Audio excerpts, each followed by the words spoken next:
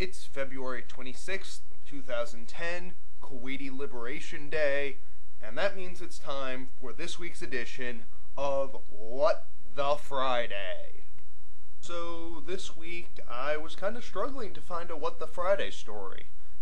Most of the week passed by pretty uneventfully. I mean, a couple of international stories sort of caught my eye, and there's a whole big thing going on back in Vermont about Vermont Yankee, the nuclear power plant. Are they going to close it down? Are they going to keep it open?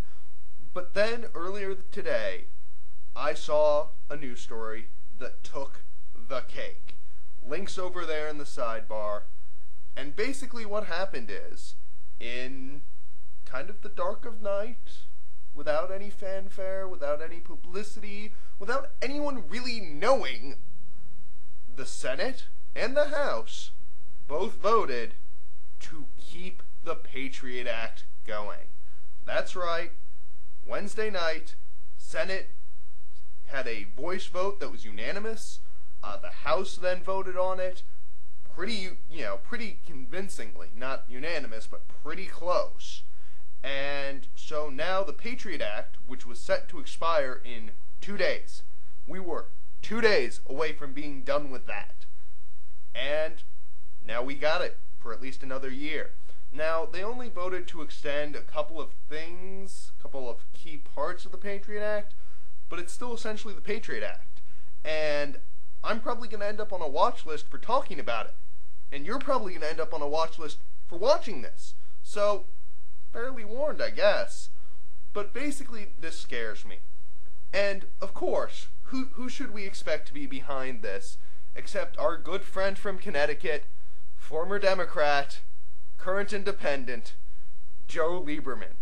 The guy who could not get the nomination of the Democratic Party because he's not a Democrat anymore. He's basically a Republican, but he was trying to run as a Democrat.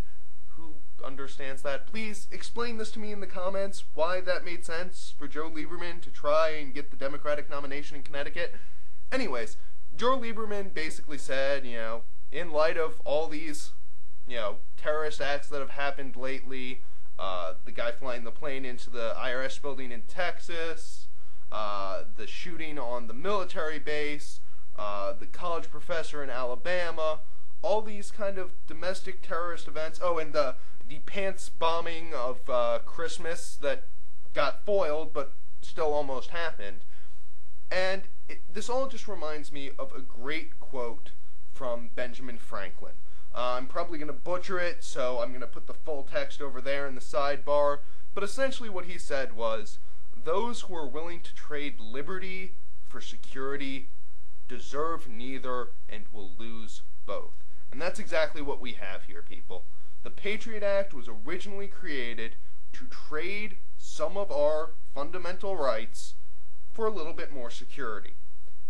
And now, all these years later, we are no safer and we are no freer. And that's kind of my take on things. Let's hear what you have to say about the Patriot Act still going like the Energizer Bunny. Leave stuff in the comments. Make a video response. Do something to interact with me. That's all I got for today. This is the Sugar Man reminding you to drive slow and hurry back.